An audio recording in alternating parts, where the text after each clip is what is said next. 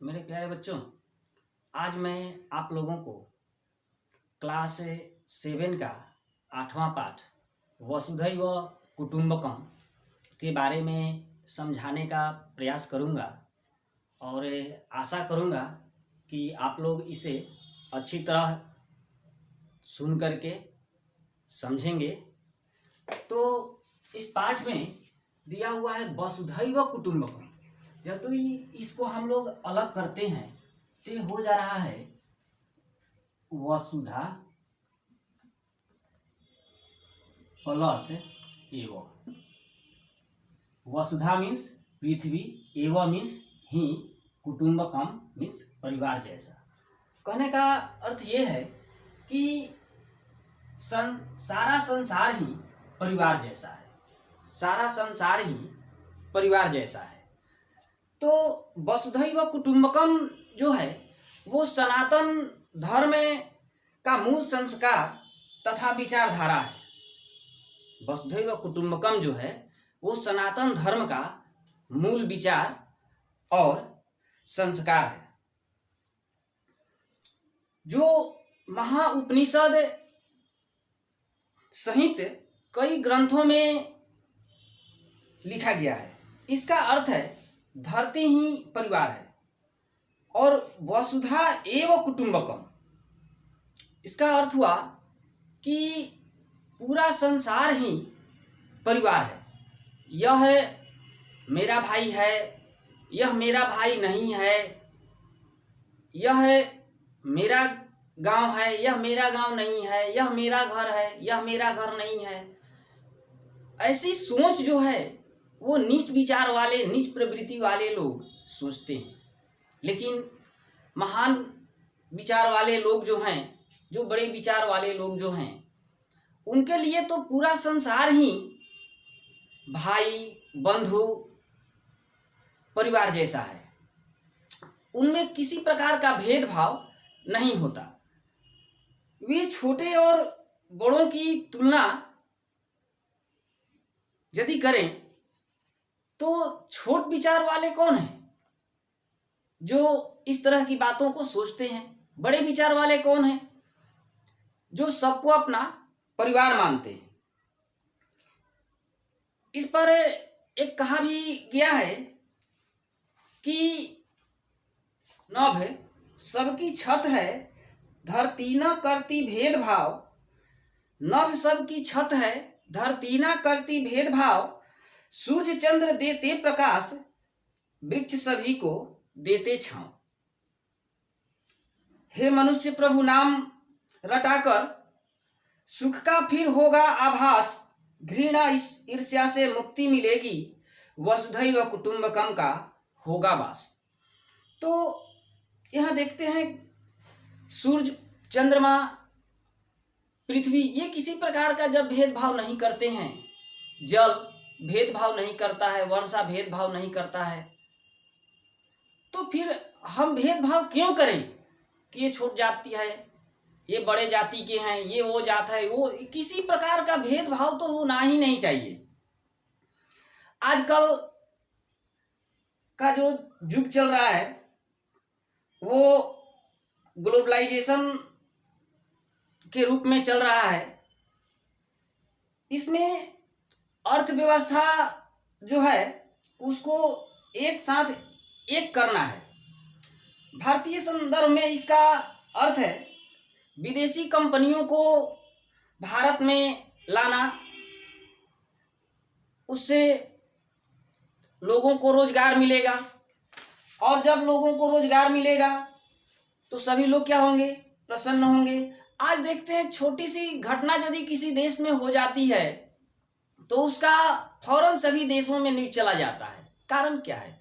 ये इतना ना विज्ञान आगे बढ़ गया कि पूरा संसार जो है वो छोटा हो गया, पूरा संसार जो है वो छोटा हो गया।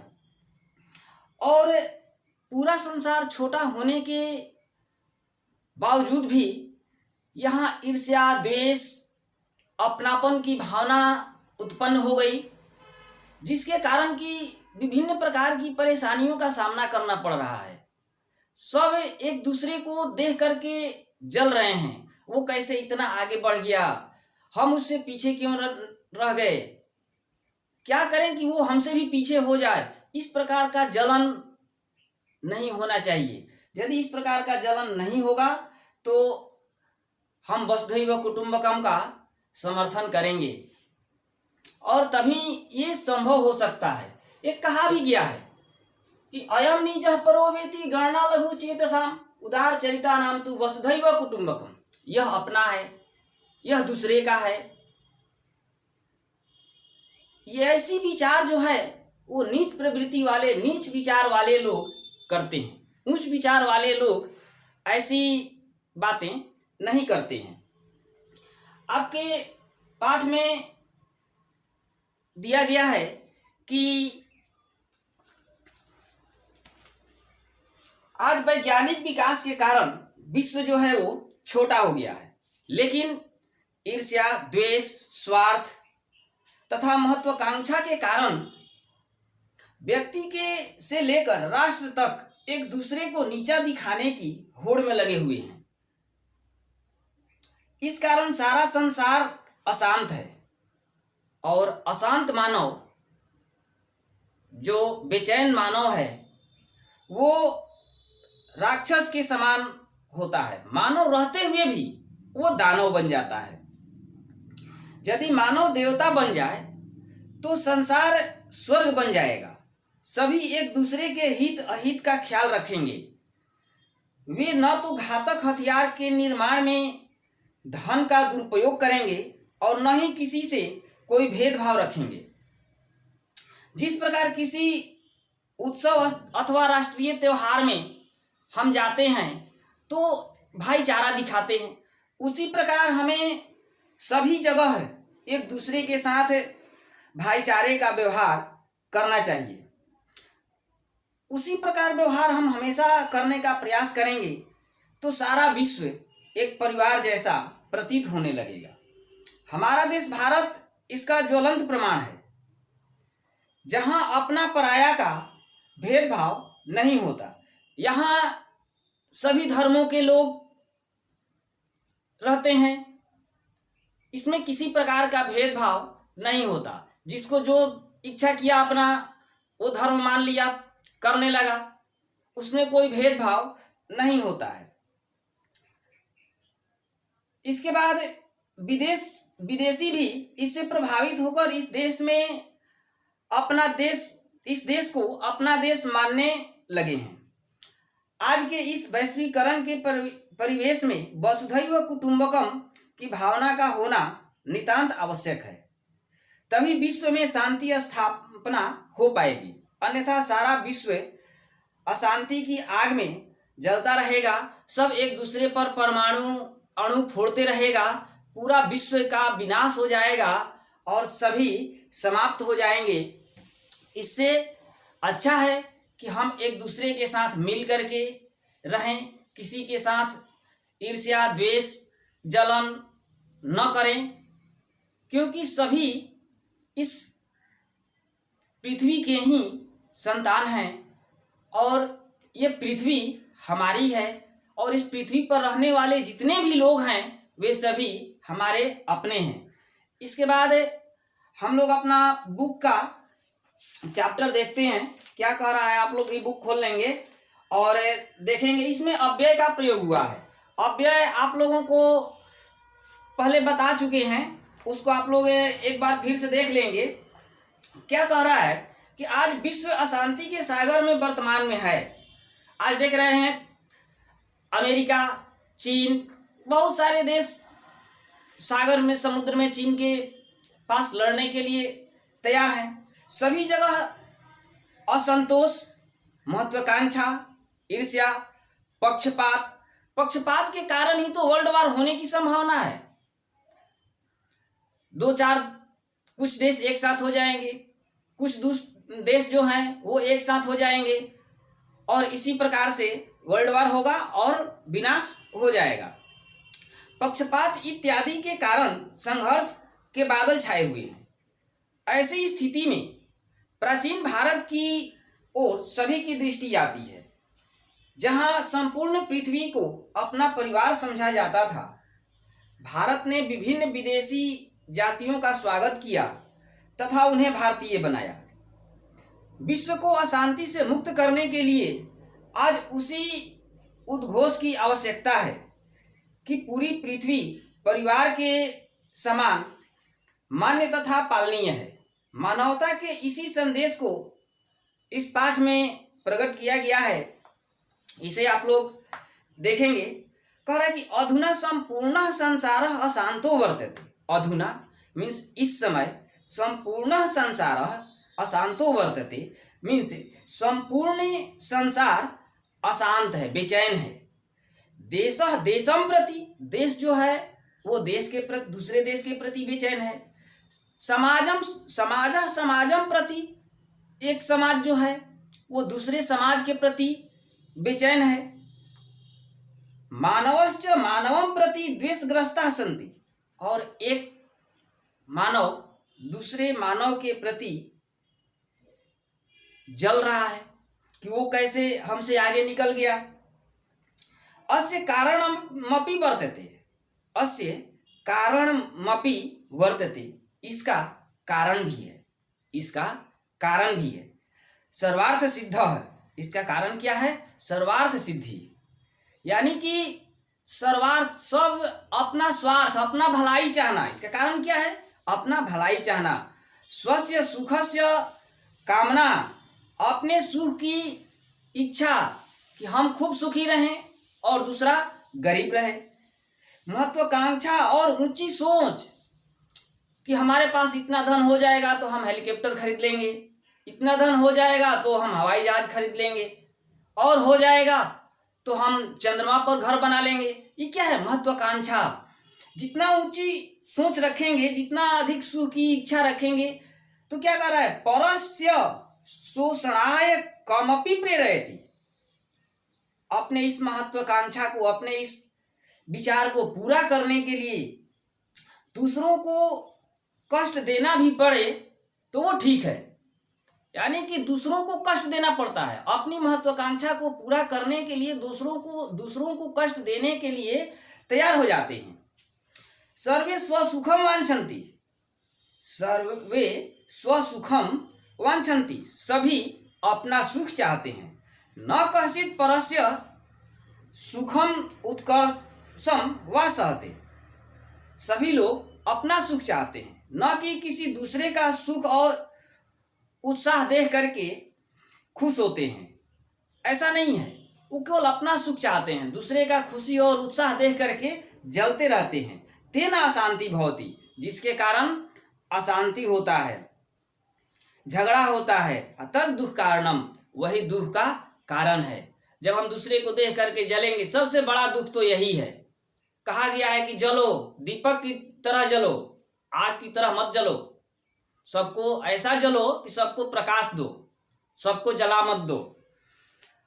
अशांत मानव राक्षसः इव भवति, अशांत मानव, बेचैन मानव जो है वो राक्षस की तरह होता है।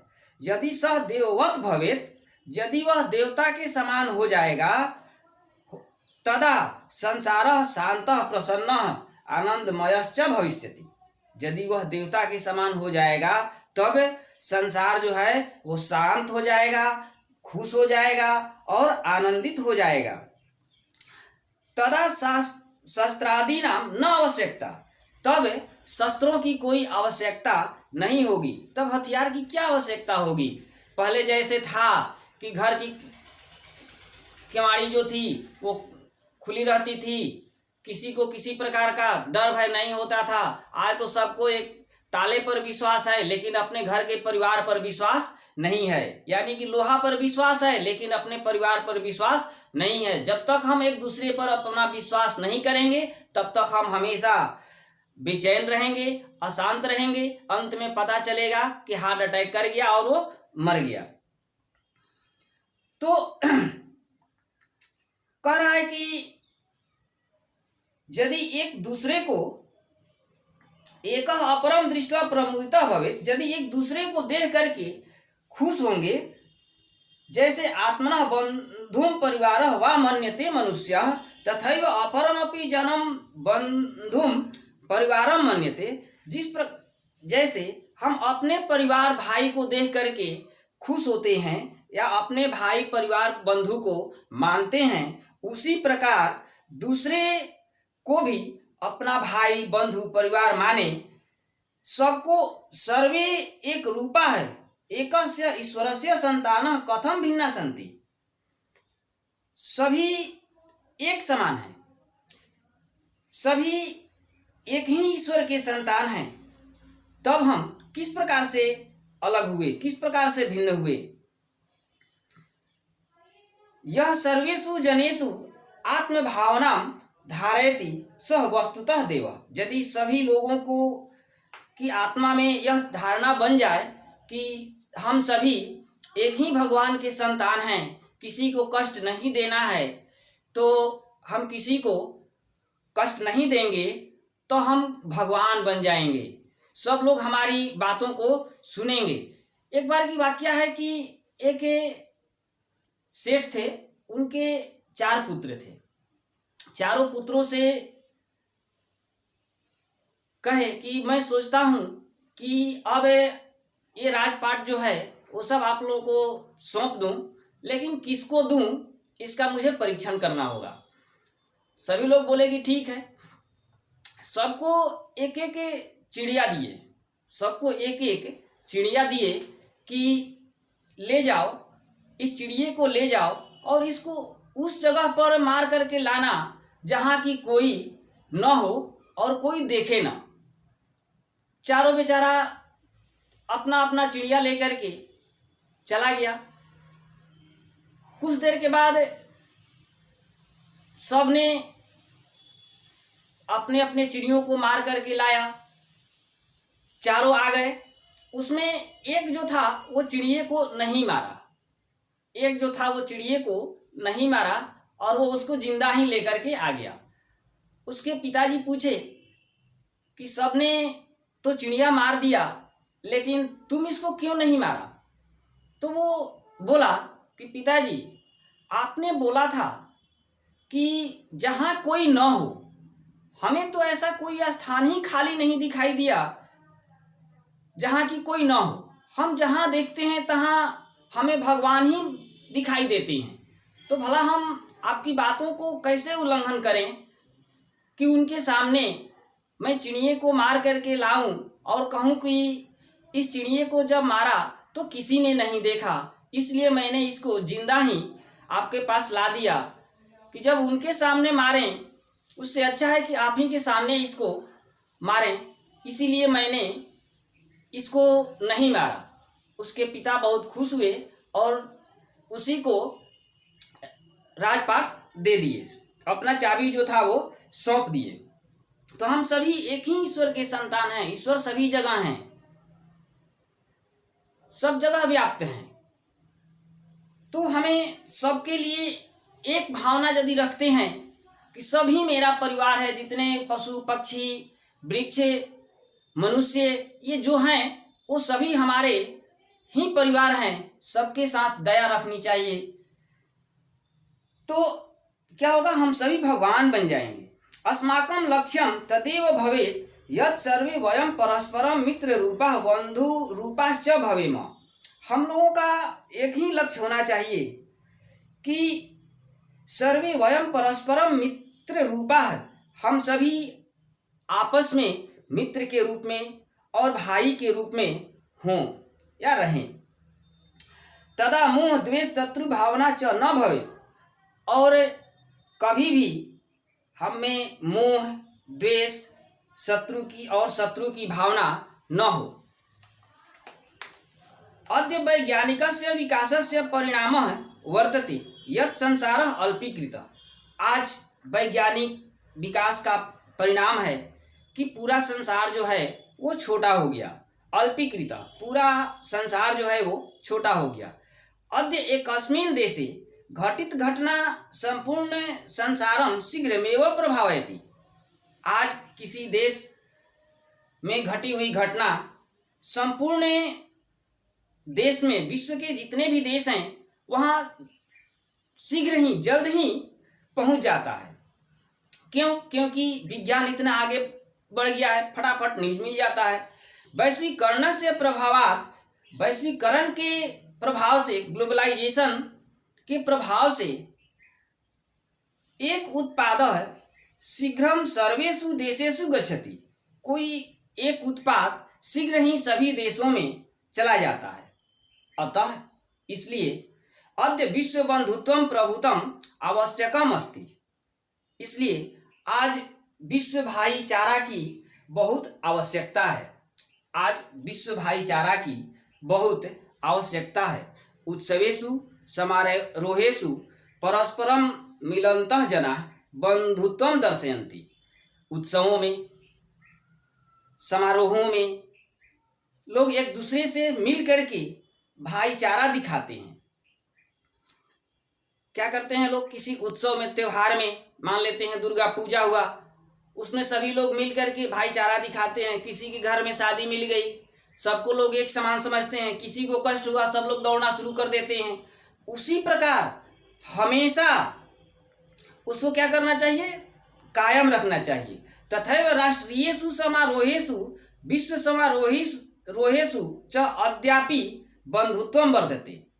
उसके बाद राष्ट्रीय समारोह हो और विश्व के समारोहों में आज भी भाईचारे की भावना है। अस्माकं शास्त्रे सुकथ्यते, हम लोगों के शास्त्रों में कहा गया है, यत्र विश्वम भवत्येकनिडम, यत्र विश्वम भवत्येकनिडम मीन्स यह विश्व जो है वह एक घोंसला है। यह विश्व जो है वह एक घोंसला है। अर्थात यथा एकस्मिन् नीडे पक्षिणाम परिवारो निवसति, जिस प्रकार एक ही घोंसले में पक्षियों का परिवार रहता है, तथैव उसी प्रकार क्वचित समारोहे शिक्षा स्थले कार्यस्थले वा सर्वे एक नीडा भवन्ति।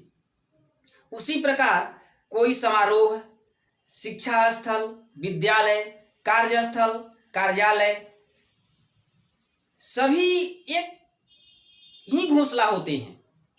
यथा तत्र बंधुत्वम वर्तते, जैसे वहाँ भाईचारे की भावना होती है, तथैव उसी प्रकार सामान्य जीवनेपि देशानां समाजानां वर्गाणां च मध्ये तदेव एक निडत्वम बंधुत्वम च भवेताम। उसी प्रकार सामान्य जीवन में भी देश, समाज और वर्गों के मध्य उसी प्रकार का एक ही घोंसला में भाईचारे की भावना होनी चाहिए। तत्र स्वार्थः सर्वथा नश्यति, वहाँ अपना स्वार्थ जो है वो समाप्त हो जाता है। परमार्थः वर्धते, वहाँ दूसरों की भलाई जो है वो बढ़ जाती है। स्वदेशः परदेशश्च परमार्थः एक एव, अपना देश और दूसरे का देश में भी परमार्थ नहीं होना चाहिए। यानी कि अपना, जिस प्रकार से हम अपना देश को समझते हैं उसी प्रकार से दूसरे देश को भी समझना है। इदमेव उदारस्य जनस्य लक्षणम अस्ति, यह जो है उदार व्यक्तियों का लक्षण होता है कि जैसा हम अपना परिवार सोचते हैं उसी प्रकार दूसरे का भी परिवार के बारे में सोचें। ये उदार लोगों का लक्षण है। यत् सः स्वस्य परस्य च विचारम न कुर्यात्, वे अपना और पराये का विचार नहीं करते हैं। तथा च हितोपदेशः, और हितोपदेश में कहा गया है, क्या कहा गया है? अयम निजः परो वेति गणना लघु चेतेषाम् उदारचरितानां तु वसुधैव कुटुम्बकम्। कराए अयम निजः परो वेति, अयम निजः मीन्स यह अपना है, परो वेति यह दूसरे का है, गणना लघु चेतेषाम् ऐसी सोच नीच विचार वाले लोग रखते हैं। उदार चरितानां तु, उदार चरित्र वाले तो वसुधैव कुटुम्बकम पूरी पृथ्वी को ही अपना परिवार समझते हैं। इसका शब्दार्थ देख लेंगे। अयम मीन्स यह है, निज मीन्स अपना, पर मीन्स दूसरा, वेति मीन्स अथवा या ऐसा, गणना मीन्स गिनती या मानते हैं, लघु चेतसाम नीच विचार वाले, उदार चरितानाम उच्च विचार वाले, तू मीन्स तो, वसुधैव मीन्स सारी पृथ्वी, कुटुंबकम मीन्स परिवार जैसा या भाई जैसा। इसको यदि अन्वय करते हैं तो हो जा रहा है लघु चेतसाम अयम निज परः वा इति गणयति, परंच उदार चरितानाम महापुरुषाणाम तु वसुधा एव कुटुंबवत भवति। यानी कहने का अर्थ है कि यह अपना है और यह दूसरे का है, ऐसा विचार नीच प्रवृत्ति वाले लोग रखते हैं, और उच्च विचार वाले लोग के लिए तो पूरा पृथ्वी ही अपना परिवार है। तो आप लोग नगेंद्र सर नोट्स देंगे, उससे लिख लेंगे, और इसको सुन करके आप लोग इसका भावार्थ और इसका शब्दार्थ श्लोक का याद करेंगे, श्लोक याद कर लेंगे। थैंक यू, धन्यवाद।